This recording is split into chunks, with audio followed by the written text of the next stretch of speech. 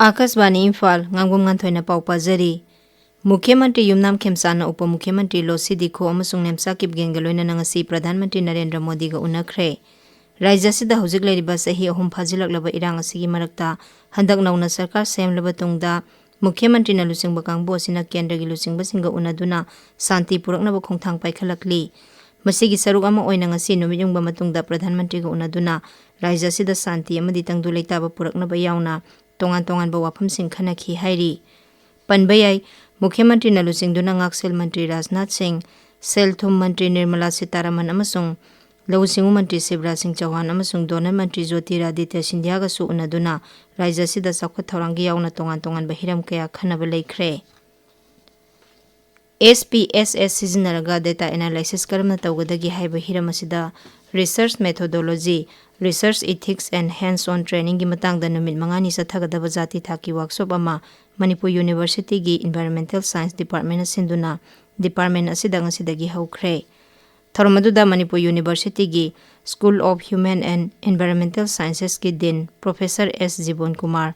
Tezpur university की environmental science department की HOD professor Kashi मुरुमुतु Manipur university की एनवायरमेंटल साइंस डिपार्टमेंट की फैकल्टी डॉक्टर कोंथौजम खेलचंद्र अमसुंग यूनिवर्सिटी असिगी इंटरनल क्वालिटी एश्योरेंस सेल की डायरेक्टर प्रोफेसर A राजमनी सरुक याखी वर्कशॉप असिना महिरोइसिंगदा SPSS सॉफ्टवेयर असिगी मतंगदा खंगहनबगा लोइनना रिसोर्स पर्सन सिंगदगी मरुओइबा डेटा सिंग फंगबगी खुदोंचाबा पीरगनी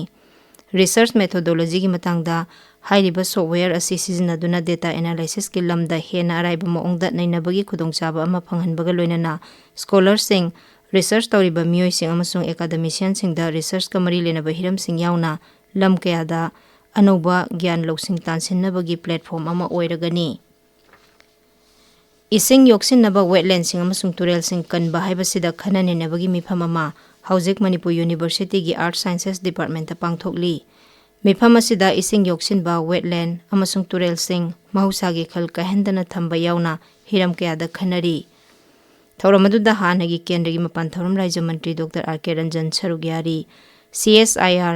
NEIST मणिपुर की principal chief scientist professor Huidrom Bir Kumar Manipur university की आर्ट साइंस डिपार्टमेंट की फैकल्टी डॉक्टर युमखाइबम राजेश खोंगनांगथाबा यूनिवर्सिटी की फैकल्टी डॉक्टर अतोम सुनील सिंह नचिंबा सरुग्यारी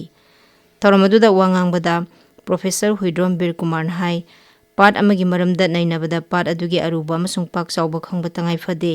मणिपुर की ओइना लेरिबा पाट अमदी तुरेल सिंगी फिबम निंगथिना खंगदोक्तुना मखोइगी अकोइबगी सकतम काहेंदना थमनबा होनबा हाइबसी एखोइ खुदिंगमकी थौदांगनी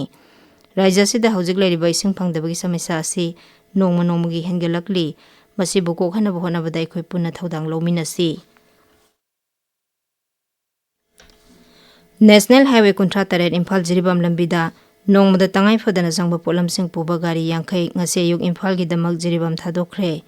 अखोइगी जिरिबाम पाउमी ngathem biswajin hai गारी सिंग अदुगी मनुंगदा LPG पुबा गारी 38 पेट्रोल पुबा 10 डीजल पुबा 13 याउरी civil election commissioner Gyanesh Kumar हाइरी अरान अहुई याउदबा इलेक्टोरल रोलना लेबा असिदा गणतंत्र की ख्वाइदगी मरुओइबा युमफम ओइरी न्यू दिल्ली की भारत मंडपम ngasi पांगथोकपा इलेक्शन कमीशन ऑफ इंडिया अमसुंग राज्य की इलेक्शन कमिश्नर सिंह की नेशनल राउंड टेबल कॉन्फ्रेंस ता वांगांगबदा श्री ज्ञानेश कुमार हाई स्पेशल इंटेंसिव रिविजन SIR असि लेबासिदा लेरिबा बोथ थादबा यारबा मिपुम खुदिमक इलेक्टोरल रोल दा यावहनबा अदुगा बोथ थादबा यादबा सिंग इलेक्टोरल रोल दगी लौथोकनबा पाइखटपनी मांगना हाई अहानबा ओइना SIR बिहार दा असोय अंगाम यावदना लोइसिनख्रे हौजिक राज्य 32 दा SIR की थबक चथरी मसिगी मनुंगदा राज्य 13 दा इलेक्टोरल रोल फोंख्रे उपराष्ट्रपति CP Radhakrishnan ngasi New Delhi दा टूरिज्म लीडरशिप समिट 2023 हौदोखरे मिफम असि US India strategic partnership forum न सिनबनी मिफम अदु हौदोलदुना श्री राधाकृष्णन हाई टूरिज्म हाइबसी मियामदा थबक पिबगी सांग ख्वाइदगी वांगबा सेक्टर अमनी सेक्टर असिबु साखरहनबा स्किल्स एंटरप्रेन्योरशिप अमसुंग नुपीसिंगना लुसिंगबा एंटरप्राइज सिंगदा सेनफम थाददुना साखरहनबा होनबा तंगाई फदे मांगना हाई भारतना टूरिज्म विजन 2019 हौदोक्तुना राज्य खुदिंगमक्ता मालेमगी थाकता साखरपा लम कोइबा मफमसिंग सेमगतनबा थौरांग तौरी पाउ लोइजरे।